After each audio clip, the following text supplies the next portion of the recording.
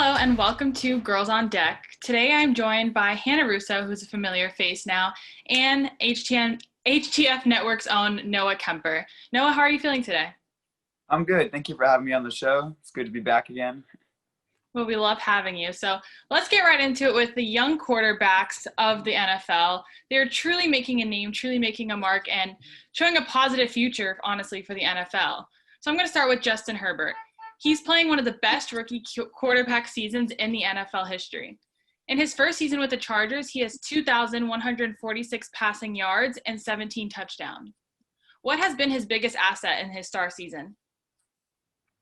So I feel like Justin Herbert, after coming off the bench in week 2, has really thrived as a starter and can show that he can lead the Chargers team. As you said, he has 2,146 yards, which is his 10th in the league right now. And I feel like his pocket ability to either throw the ball, make quick decisions, and he also has the ability to use his legs too, as he also has 3 rushing touchdowns. So he's shown that he's mobile and a pocket passer, and that's a very dangerous combination, as he's also 8th in the league for passing touchdowns with 17. So he's able to spread the ball out to different receivers in his game as well. Yeah, he's definitely just been all around quarterback. You know, his strengths are everywhere. So even with such a strong quarterback performance, the Chargers are 4th in the AFC West with only 2 wins this season. So even having this amazing quarterback, why is it that they still are losing? I feel the defense needs to step up, as, you know, in close games, the defense has failed to stop their opponent on defense, as they've allowed teams to put up 31 points, 38 points in their recent games. So they just need their defense to step up, because Justin Herbert is playing amazing. But again, he's only a rookie. He doesn't have these close games. You know, he doesn't have this. He's just a rookie. So he needs the defense to help him out and get a stop. Absolutely. You know, he's still learning the whole team dynamic, learning how to play in the NFL. So yeah, he's doing amazing. But if you don't have that defense backup, I mean, it's pretty much worthless. So Hannah, do you have any more points with Justin Herbert? I was going to ask the same thing that you just asked, but you already covered it and you answered it pretty well, Noah. But another thing, looking at the Chargers and their franchise as a whole, because they are 4th in their league right now, and they are 2-6 for their record, do you think that it's something with their franchise that keeps crumbling? Because they haven't had the best record in a few seasons, or in even seasons that go back for a while. So is their quarterback supposed to carry them to a decent season, or are they just putting too much pressure on him and they need to work on themselves before they can really build him up? Well, I feel that you can't rely on your entire team on a rookie quarterback. I feel like they need to get more assets to, build a team. If they ever want to make the playoffs in the future, they need to build an entire team. They need a defense that can, stop the run, stop the pass. They can't just rely on a rookie quarterback. Yeah, I couldn't agree more. And, it's something that the future is bright for them going into the next draft. I think that's what they'll start to do is, start to work around getting a team behind the quarterback, seeing that they have such a strong talent. Yeah, and as they've shown with Phillip Rivers in the past, they relied on him to do, try to make all the big plays. And when it came down to those close games, he wasn't able to do it under pressure. Yeah, and, you can argue that maybe he could burn out, with having so much pressure on him and not having the team around him. So you'd hope that the Chargers can build the team up around him so that he doesn't have to, they could succeed in the future. Yeah. So the 2020 first-round draft pick, Joe Burrow, is another rookie QB making his mark this season. He's thrown for 2,272 yards and 11 touchdowns this season. What has impressed you most about Joe Burrow? So Joe Burrow has showed off his big arm, and in the second game of the season, he threw 61 pass attempts, which is crazy. He's shown that time and time again, in that game, he threw 3 touchdowns. That was only his second game of the season. He's shown that he can rise to the NFL. He's shown why he is the #1 draft pick. And despite, playing with the Bengals, which is a team that we've seen from the past has had struggle winning, he's shown that even though they only have 2 wins, he can carry this team. And although they might not make the playoffs this year, they have potential in him in the future. I couldn't agree more. And I think, I said this before, that going into the draft, people were worried that his LSU star season, that was it. It was a bluff, and he wouldn't be able to make that happen again in the NFL. And I mean, he's proving that he can do it in the NFL, and he can carry a team. He's becoming a team leader, and I think it's awesome to see. It's awesome for the future of the Bengals. You had Andy Dalton, who you really didn't have much success with before, and now you have a bright future with Joe Burrow. Exactly. And that was something I was worried about. He only had one star season as a quarterback for college football, and then he was drafted right away. And many are thinking he's a franchise-changing player. Do you think he's a franchise-changing player? I do think he is a franchise-changing player. You mentioned he has 2,272 passing yards, which is right now 8th in the NFL among all of the quarterbacks, including all the veterans and everyone. And he's on pace right now to break the rookie quarterback record for most passing yards thrown by a rookie, which was set by Andrew Luck. No one thought, anyone would be able to beat that record. And here's Joe Burrow. He's breaking records. And I definitely think he is that game-changing player that the Bengals need to turn around their franchise in the future.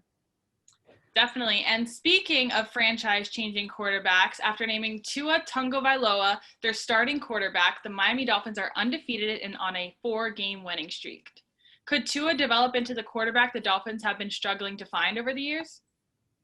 After quarterback Tua Tagovailoa, after his shootout battle against the Arizona Cardinals, I was very impressed by his performance. That he is, this is his second NFL game, and in week 1, he threw for 98 passing yards and only 1 touchdown. And I was a little concerned by those stats, but after throwing for 248 yards and 2 touchdowns, Tua was able to outbattle Kyle Murray and the number 1 ranked offense, Arizona Cardinals, and beat them 34-31. And I thought that was a very impressive showing. He looked a lot more comfortable in the pocket as his offensive line gave him more time to throw the football, and he made quick decisions, and he was able to show that he is the future for the Miami Dolphins. Yeah, absolutely. And I think every game, he's showing more and more of how he could develop into something that would be huge for the Miami Dolphins.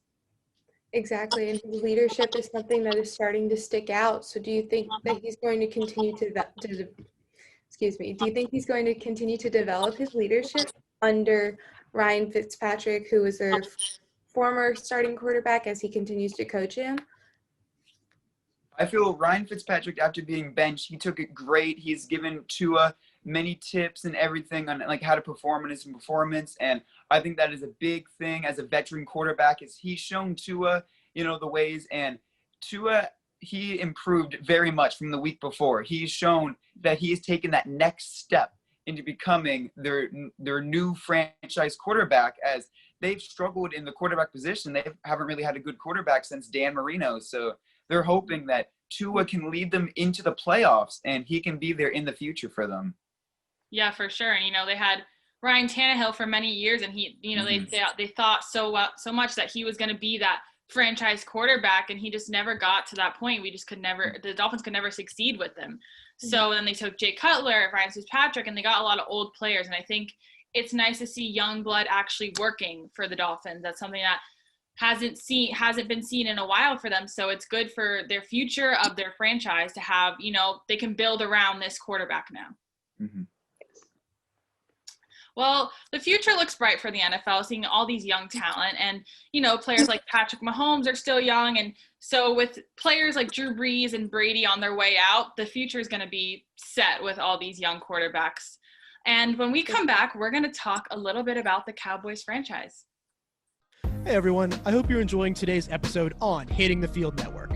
On my show, Take Me Out to the Podcast, we're bringing you the latest in MLB news and some incredible interviews with some incredible people, including Bobby from Outta Here Baseball, Bailey from Foolish Baseball, Dawson Wright, Alec Palmer from Momentum, and so many more. Be sure to tune in to Take Me Out to the Podcast every Thursday at 6 p.m. Eastern, only on HTFN.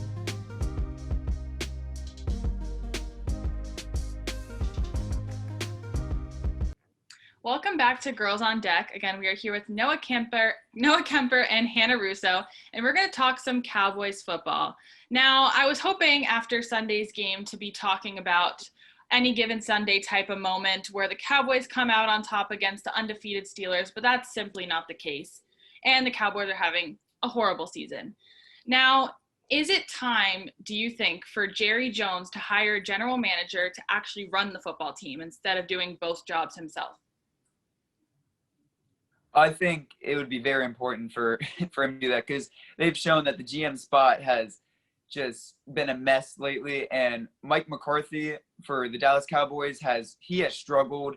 And there's actually been on Twitter, there's been things that the Dallas Cowboys players have quoted that the coaching staff of the Cowboys is just been unmanaged and just been a mess. And when your players disagree with your coaching staff and you just have arguments like that, that is just not a recipe for a winning team. So it has just been a horrible season for the Cowboys, and they've struggled with their coaching staff, with their play management, and it's just been a mess all the way around. So I think that Jerry Jones does need to hire just, a GM that can just help run the team.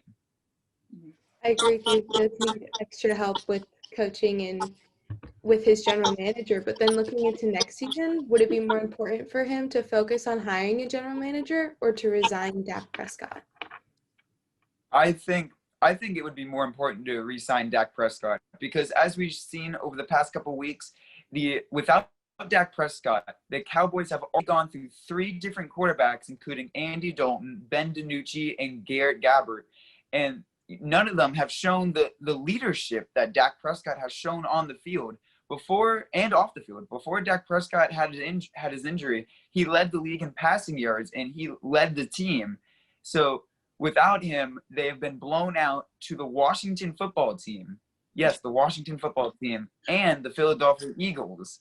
So without him, the team has completely fallen apart. They've fallen to last in their division. Yes, in their division, they are last. And they have shown no hope to make the playoffs this year. Yeah, I mean, they're on their 4th string quarterback at this point. So they're in shambles this season. And I think, honestly, at this point, they're taking it as just a complete L of a season. There's no, even if Andy Dalton comes back from whatever, it's just not going to work. And, I couldn't agree more that I think it's time for Jerry Jones to hire a general manager. You see that your coaching staff clearly isn't working, so it's time for something new. But, in the event that it would be between to re-sign Dak Prescott or hire a general manager, I think Dak Prescott is crucial to the team. And then you can focus on, the general manager aspect of that after. I agree.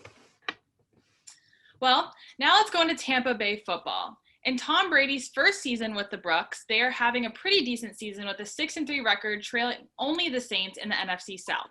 How do you feel about Brady's performance as a Buc so far? I feel like Tom Brady has it started out slow, but I feel like over the past couple of weeks, Tom Brady has really shown that he is not just a system quarterback, that he can play somewhere else other than New England. And, he's shown that he can spread the ball under his wide receivers with Chris Godwin back. He's shown he can throw to him. He's thrown to Rob Gronkowski and Mike Evans. He can spread the ball around. And, he's really, I feel like, blossomed into a quarterback with the Tampa Bay Buccaneers, bringing them to, a 5-3 record, second in their division. But the only thing, or 6-3 record, sorry. But the only thing that Tom Brady has struggled with is the New Orleans Saints. With the Saints, he has thrown 2 touchdowns to 5 interceptions. And he's been sacked, and against the Saints, he has struggled. But other than that, I feel like he's been a great quarterback for the Tampa Bay Buccaneers. Speaking of past Sunday's game against the Saints between Breeze and Brady came up extremely short, and the Saints beat the Bucs 38-3. So where did the Bucs go wrong? Like you were saying, Brady just couldn't go up against the Saints. Is it all on Brady, or was there more factors that played into just the absolute blowout? I think the loss against the Saints, some of it did fall on Brady, as, he threw some interceptions. There were some bad choices there, but it was really a team effort. You got to protect Brady more, give him time. The defense was just not there. As the Tampa Bay defense has been outstanding the past couple weeks, it was not there that game, as they allowed the Saints to drop 38 points on them. And it was just, I feel like, a team effort. It was just a bad loss. But this doesn't mean that the team is done. They just need to regroup and prepare for next week because at this point, that's all you can do. So Tom Brady is the only Tampa Bay Buccaneers player to have received the NFC Offensive Player of the Month award. He's starting to defy the odds and the expectations that people have placed against him, especially with the 33-yard touchdown pass he threw to wide receiver Scotty Miller this past Sunday. Do you think he will continue to defy these expectations and to continue to put up numbers and stats that look better than the ones that he did in 2007? I definitely think he will, continue to defy the odds. As right now he's 4th in the league for passing touchdowns, and he has shown that, he can throw to different receivers, and he will lead this team to the playoffs this year, either first in the division or second in the division. I believe they will make the playoffs. And although he's had a great season this year, I'm not sure if he will pass the one he did in 2007, but he has definitely proven that he is a quarterback for the Tampa Bay Buccaneers, and he will lead this team. Definitely. And, that's something that I think everyone has seen so far is that he's proving himself to not just be a Patriots guy. He can be other teams' guy too. So now let's going into Antonio Brown. He just played his first game on Sunday with the Saints. Do you feel that Tom Brady maybe feels more pressure to throw to Antonio Brown, being that Brady has kind of taken him under his wing and, they're living together? Now, with Antonio Brown, back in the NFL, after everything that has happened, back on the Buccaneers, or I guess going to the Buccaneers, he only received 33 passing yards, but that doesn't mean that he won't be thrown to a lot, as the Tampa Bay Buccaneers have a lot of weapons, and there's no chemistry right now between Antonio Brown and Tom Brady, although they were once teammates, I guess. They will be teammates again. And although the chemistry might not be there, you have to build it over time. So Antonio Brown has to be patient, as Tom Brady has shown he's thrown to many different weapons with the Bucs offense, that Antonio Brown, needs to be put into the game plan little by little each week. And I think his role will increase. And as that goes on, Tom Brady will feel less pressure to throw it to him as they can start to click as an offense. Yeah, absolutely. And, I think that chemistry will build over time. I mean, they are in very close quarters in the same household. So, and, hopefully with Chris Godwin and Mike Evans, it just all kind of meshes together. Exactly. And with head coach Bruce Arians taking a second chance on Antonio Brown, do you think that Tom Brady as his quarterback, since the two have technically played together, will be a good thing for him, and it'll be a decent way for Antonio Brown to clear his name and prove that he really is one of the best receivers in the NFL? I think it is a good thing that they're, again, playing together, because it shows that Antonio Brown can prove himself, as he once with the Pittsburgh Steelers was considered the greatest wide receiver in the NFL. And although I'm not sure if he will be considered the greatest again, he can prove that he is back to NFL level, that he is back to, playing well. And he has Tom Brady, as they do have, again, you mentioned a connection, as they used to play together, as they will get back to that. Antonio Brown just needs to stay out of trouble and prove that he's once again one of the greatest wide receivers in the NFL. Yeah, I think that's just going to be the biggest, I think it's everyone's biggest scare right now with him, is that not that he's going to perform bad, not that anything like that, is that he's going to make a mistake again and ruin his chance at ever playing in the NFL again, because he makes one more mistake and you know what I mean? He's already on, I think it's already, too much. And so to do something again it would damage his career entirely, I think. I don't think anyone would ever want to play with him again because he's too much of a liability at that point. We'll cut that there. So that's sort of with the Patriots, he got in trouble with the Patriots. He got in trouble with, the Pittsburgh Steelers, with the Raiders, and he just needs to show that he's changed with his time off from playing. He's a new person, and he just needs to perform and stay out of trouble. I agree. Yeah, I could not agree more. So let's hope for a bright future for the Buccaneers. I really do think it is bright. For the Cowboys, who knows? Hopefully when Dak Prescott returns, they'll have a little more luck. But thank you so much for joining us today, Noah. It was really great talking to you. And when we come back, we'll be joined by Ross Bernstein to talk some fantasy football. Stay tuned.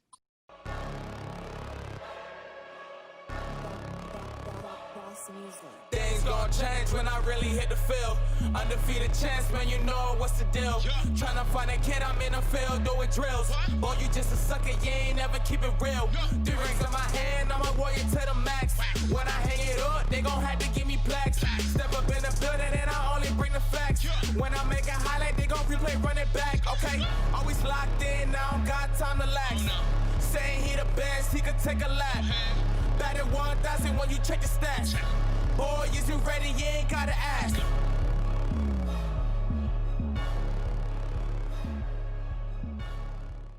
And welcome back to Girls on Deck. We are here with Ross Bernstein, one of Hitting the Field's own, to talk some fantasy football. First off, Ross, how are you today? I'm great. I won my week in fantasy, so can't ask for much more. 8-1. So those are my credentials for anyone asking. I normally only talk basketball. 8-1 so far this year. Yeah, I'm surprised. I was like, Ross is going to talk football this week. I'm excited to get a different perspective. No one saw it coming, but I'm here to surprise the world. We're excited to have you. So this season has proven to be one of the most difficult seasons to play fantasy football between injuries and COVID. So how important is it to have strong backups?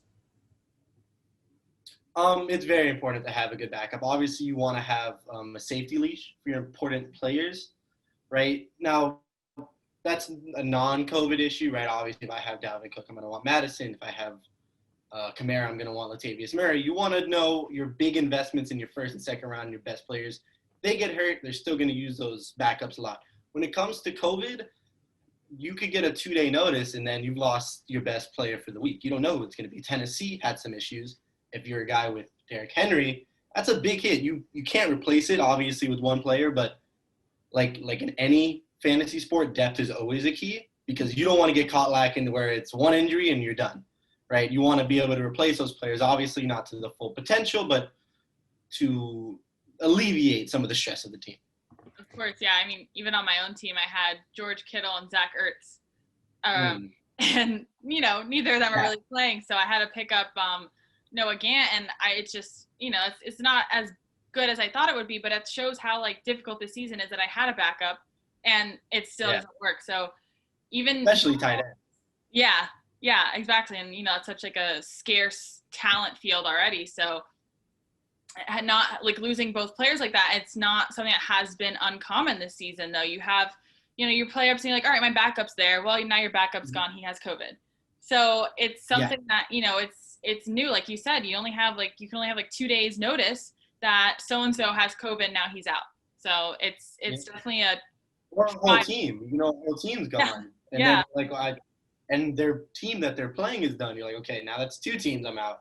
You got to be ready for anything and also be on top of your lineup. Daily is a whole different animal because luckily we haven't had a game as far as I know canceled on the day of, but you can imagine if I get a player at 1:00 and the 4:15 quits, I don't even have my 1:00 options. I have to pick a Sunday night game or a 4:15 game or a Monday night slot. You really got to be on top of your stuff this year. You cannot get caught lacking for 1 second or you will forfeit a week. And with that being said, how are the fantasy teams being impacted when they're having multiple key players taken out at once and you can't replace them? Well, it's a hard question to answer. If you can't replace them, you can't replace them, right? A lot of these guys, obviously, if you're going for a Kemper, obviously I'm going to the top tier guys, which are both on my team. They're going to give you 25 to 30 fantasy points in a PPR league. It's irreplaceable, right? It's back to the question of depth. If you can't replace them in maybe a running back position, you need to keep your wide receivers deep, right? Obviously, running back seems to be the king of fantasy football because they touch the ball. They have no one else to depend on. Maybe in a PPR league, you could argue more because they need to get catches and all that. But as far as running goes, they touch the ball first. They have unlimited potential. So maybe stack more running backs this year, right? Your flex might have to be more of a running back. But like we said, it's the most unpredictable season we've ever had. There's nothing you could do except for build well in your draft. And also through trades, maybe this season is the season to give up a star player and get 3 good players, right? Because maybe that one star player misses.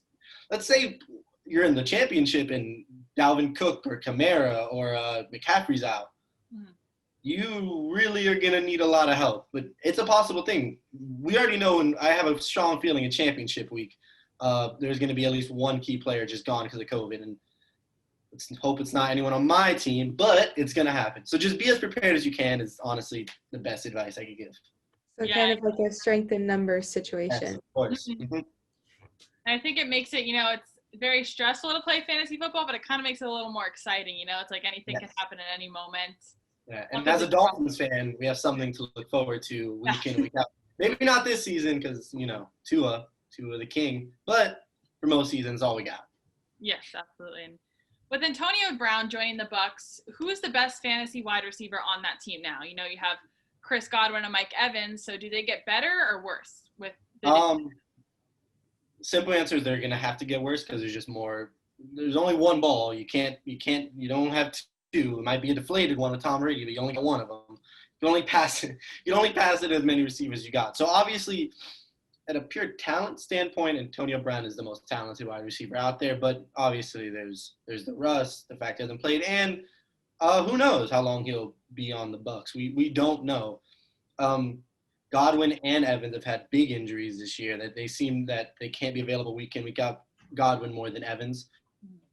When they're both playing, they played 3 full games together. I believe Godwin had double the amount of targets as Evans. Yeah. Evans has been a disappointment this season, but he's making up for it in touchdowns alone, which if you want to depend on touchdowns week in, week out, it's a risky play in fantasy. You hope to touch the ball more and hope obviously one of them's a touchdown.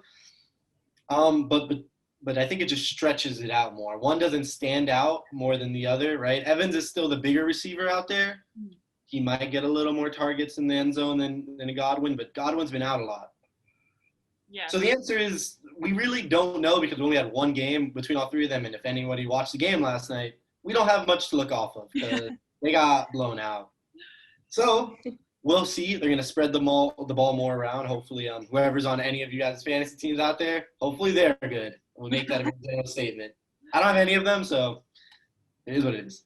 I mean, hopefully for, more security in that sense, like you said, it was Antonio Brown's first game, so it's hard to judge how it's going to happen, but yeah, definitely.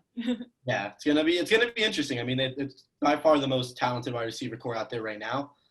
Maybe Kansas City gives them a run for their money, but it's gonna be entertaining. Hopefully, they can score more than 3 points next week. And then moving from wide receiver to tight end, are there any top tight ends doing anything to set themselves apart and to help you get more points per game for your fantasy league?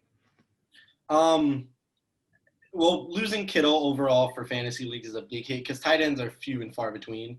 Obviously, the king of tight ends, who's on my team, is Travis Kelce. You're not going to touch him.